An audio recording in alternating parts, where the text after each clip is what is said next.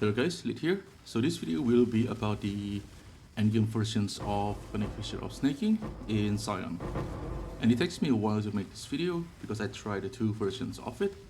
The first version is using Echo Creations, which a lot of people did it on last league, and Crit versions, which is introduced by Fabman, or at least I know that version's from him.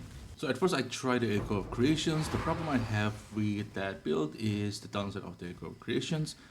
It will deal physical damage to you based on how many accepted attack on the skill that you use, and it's pretty painful if you do not have a lot of armor. So I have something like 16k without any buff or anything like that, and with buff I think I can go up to like 20 to 30k, and with that much armor it's fine. The problem I have is on T17, which basically there's a mod like player have less defense, player have less armor, and that basically cut your armor by a lot, especially if you take a lot of like increased explosive modifier of your maps. And I basically cannot run that mod, and I also cannot run a map mod that cannot regen, less regenerations, less recovery from leech. It's simply because there's too much damage coming in and you need a way to recover or like at least sustain your life. So at some point it become pretty annoying to do. I still can do T17, it's just getting annoying because rolling the map kind of painful. And then I switched to the crit versions. Now on the crit versions, you basically can do all that mod because there's no downside of the eco creation anymore, but you have a new mod that you cannot do, which is reduce damage from critical strike. And as far as I know, that's basically it, right? So basically the crit version can do a lot more mods, and it's also do more DPS. So I end up staying with the crit versions, and I personally like these versions a lot more. But on the POB, on the descriptions, I will include both versions. It's the same POB, that it's just two different loadout. The first one is the echo creation, the second one is the crit versions. So you guys can check both of them out. So for the crit versions, the first thing that we need to solve is the resolo technique, because we need to crit. We cannot take this resolo technique, meaning that we have to take care of the accuracy rating now. There's a few accuracy rating on the tree that we can take. The first one is these two nodes. It's also give text and intelligence, which we also need, and it's also give movement speed. So it's a pretty good node. And the second one is this accuracy cluster over here, and there's also a mastery that gives 500 accuracy rating, -2 per level, so it's giving around like plus 300 something accuracy, which is pretty good. And the last one is over here. This is like 10% accuracy rating, and this one is 200 flat accuracy rating, which is pretty good too. Early on, I basically just part these two and take a mastery with 500 accuracy rating and get 1 accuracy on one of your gear, either glove or ring. For me, I do it with this ring, and later on I craft this glove with accuracy in it, and with the unwavering stance impossible escape, I will able to take this without have to part toward here. And then I can put in cluster like graceful executions, which is also increased accuracy, critical sections as also attack speed, which all of them we need, and material prowess also give accuracy rating and also damage and attack speed, which is pretty nice. Now for the hit rating, there's a little bit difference between this and POP. I don't know which one to follow.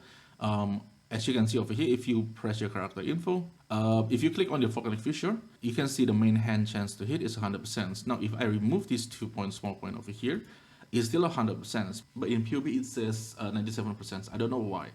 So personally, I do not take these two. I will prefer to take these two. It gives better survivability. It gives +1 max cold and +1 max lightning. So we are at 81% max stress. There is a better impossible escape, which is Imbalanced Guard, but it really expensive. This impossible escape on Imbalanced Guard is really good because we can take this node and take this node without have to part at all. So especially this one, we get 1, 2, 3, 4, 5. We save 5 points. In this one, we save 3 points. We do lose the mastery, which is a big DPS, but you know, you get 3 points back on the exchange. And we basically can open another cluster over here, which is basically with the same cluster like this. And we can put in geo like attack speed with axe, crit multi melee, something like that. It does give you a lot of DPS from that too. Since impossible escape on the Imbalanced Guard is really expensive, it's around 100 to 150 div. But if you have the currency, why not? I mean, you save a lot of points, but also the question is just like, do you really need to? Because right now with this setup, this happening is not really that big of a deal anymore to deal with, and you have enough DPS even to kill the T17 bosses, even with like 100% more maximum life, which is on the showcase. There's a map with 100% more life with monster get endurance charges too. So the damage is already pretty good. And for the cluster, I end up using the Fuel the Fight, Graceful Execution, and Martial Prowess. The Fuel the Fight is the way you're going to leech your mana. You really need this one. You cannot skip this one. And for the medium cluster, I decided to just go for Lead by Example and Warning Call. Usually we will go with medium cluster like this, which have Mob Mentality, which grant you endurance charges, frenzy charges, and power charges. And the reason why I removed this, because we already able to generate the charges anyway. So first one, endurance charges we get from here, and you can also maintain it with endurance charges on the bosses or something like that if you want to, if it takes too long for you to kill the boss. And for the frenzy charges, we generate from the Blood Rage. So we already got the charges, and for power charges we got it from Assassin Mark. So we basically already able to generate all the charges, so I do not feel a need for the bomb mentality. And the accepted attack deal 25% increase damage is not really that big of a DPS in the first place. So I just decided to drop this one and basically just use Lead by Example. This will give us Onslaught. And Warning Call, this will give us armor per 5 power. This one basically gives you a lot of armor. So this is what the 3-wheel looks like. And I'm opts for Berserker and Trickster for more damage. And for the third one, I basically choose Forbidden Jewel for Saboteur. Saboteur give area of effect, which is pretty good. The bigger area of effect, meaning the bigger fissure you're going to have. And it basically clears a lot better. And 50% CDR also we're going to need for the Warcry. And you have 20% chance to deal 50% more area damage, which is a little bit more DPS. And blind enemy on hit is a little bit layer of defense. I don't think it's make that much of a difference. Another options for the Forbidden Flesh and Flame is Elementalist. It gives you exposure extra 20% effect resistance, meaning you do not need this mastery over here, because this one make your exposure become 18%. You can remove this because the base exposure coming from the Awaken penetrations. So you inflict fire exposure from here. I believe this one is minus 10% fire resistance, so with the master is minus 18%, but if you take Elementalist, it's just straight up go to like minus 30%. And another benefit from the Elementalist is you cannot take reflected elemental damage, which means now you can do reflect maps, which is one huge advantage for Elementalist in my opinion, because I mean T17 rolling is a pain, so the more map mods you can do, the easier for you to roll the maps itself. And for the tattoo, this one is really important. You need at least one of these tattoo, and this is the only source of life leech. And Blood Rage also give life leech, but this one only for physical damage, while we only do fire damage, so Blood Rage leech will not work. The only reason why I still using Blood Rage is for the attack speed and also for the frenzy generations. And the second tattoo that is also important is the 5% chance to cause bleeding. And this is because of the yoke. Enemy takes increased damage for each type of element you have inflicted on them. So if they get bleed, they get increased damage. And the rest of the tattoo is the Warcry Code on the configure tattoo. You basically put this as much as you can until you're running out of strength for the strength requirements. So that's about the passive tree. And for the gear, this is my weapons. Not super great weapons, and I believe the mirror versions of this axe can reach like 1400 physical damage. This one only 1000, so 400 weapon physical damage is a lot of DPS. But this one is good enough, it's pretty nice. And for the helmet, this is the new helmet that I'm talking about, which is going to give you 2.96 depending on your roll. 2 critical strike chance for each Warcry except in them, and this is a base critical strike chance, which basically make you able to scale the crit very easily. And my suggestions is find this mod with at least one good suffix. For this one is like cold resistance, that will help you keep your resistance a lot easier. And for the prefix, you can use this currency to fix the prefix, but the important part is on the suffix. Make sure the suffix is pretty good.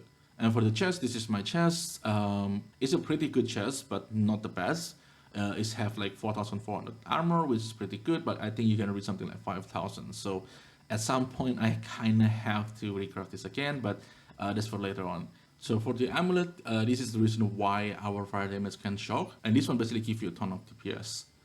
And for the amethyst ring, this one have accuracy in it, and this one basically just a life, resistance, and intelligence, because you do need the intelligence for assassin mark. And for the glove, attack speed, accuracy, and cast resistance on the suffix, and the most important part on the prefix, you want to have physical convert to fire damage. And you can also get another conversions on the implicit from the Ether of Volt.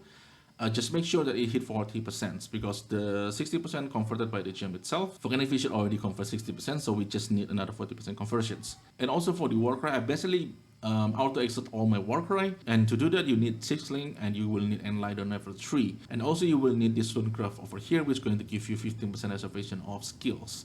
And the downside is aura from your skill, which affect allies, also affect enemy, but we do not use any such aura, so the downside not really there. You just get 15% reservation efficiency of skills. And for the boots, this is a shock avoidant boots, and this basically give me 100% avoid the shock. And with Storm Shroud, that shock avoidance now apply to all elemental resistance, which basically make us elemental element immune. And for the Pantheons, I'm using Solar of Lunaris. This gives PDR and movement speed, so this is mainly for mapping purposes. And for the minor cut, is a lot of things you can do. This one reduce effect of curses if you have a map that have a lot of curse, and this one give you some physical damage reductions and also reduce the attack speed the enemy that hit you recently. And you can also use Soul of Rislata. This is basically for a map that you are accompanied by Maven, because Maven sometimes heals the target. This to reduce the recovery from that. The last one is Relakash, and Relakash make you do not take extra damage when you bleed, when you move. And it's also kept your Corrupted Blood at 5 if you do not have any Corrupted Blood immunity. For me, I use this flask for the bleeding and Corrupted Blood. And if I have a maps that have poisons, I basically use this flask instead of this. And I'm using Relakesh to mitigate the bleed and the Corruption Blood. For the flask and the minor god, it's really depending on what maps mod you do.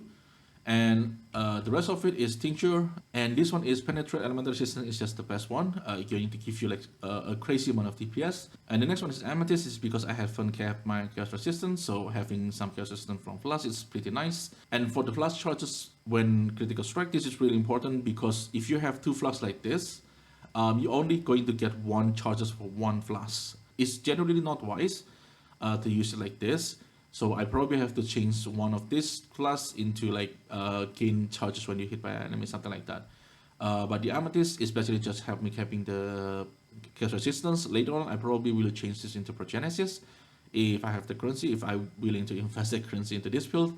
And the Quicksilver is reduce effect of curses. And the last one is the Current Flash to get more armor, of course with increased armor effect on the flash usage. And for the mercenary, I basically use a very standard mercenary. This one, nearby ally damage is lucky, and for the one is for covering Ash. And helmet lier cast is just a standard 50% increased damage. I probably should use Crown of the Tyrant, but I haven't really played around with mercs too much. And the body armor is Club of Ephemeral, and the most important part from this one is the nearby enemy cannot deal critical strike. That's the only important line. And this one to add additional curse, and I'm using Asanas to curse with temporal chain. I probably should use the rare glove. Technically for damage, I probably should find a glove with like curse from ability or elemental weakness. And the reason why you do not want to rely on this one, because the mercenary only going to cast elemental weakness if the enemy doesn't have any curse on it. It's very not reliable curse. It's better to have the curse on hit on the glove. And for the belt, it's a normal belt. And for the boots, this is Legacy of Fury, basically scorching the enemy. And it is going to reduce their fire resistance. And this is just a normal ring and normal shield. That's basically it. I haven't played around with mercenary too much, but this is my mercenary. And there's also another mercenary that are pretty good, which is the one that have Flamelink, because Flamelink give you like ridiculous amount of flat fire damage, and this will increase the damage by a lot. But I haven't really tried yet, so I cannot really speak too much about it. For me, the reason why I'm using this mercenary because of haste for mapping is really, really nice. And Inspiring Cry, I think is pretty good too. It taunt the enemies and also granting increased damage and mana regens to me. So it's pretty good. But yeah, that's about the mercenary, and I think that's all about the build. And if you guys have any questions, as usual, leave in the comment below. I will try my best to answer it. And if the video is helpful, consider like and subscribe. That will help the channel a lot. So once again, thank you everyone for watching, and I will see you in the next one.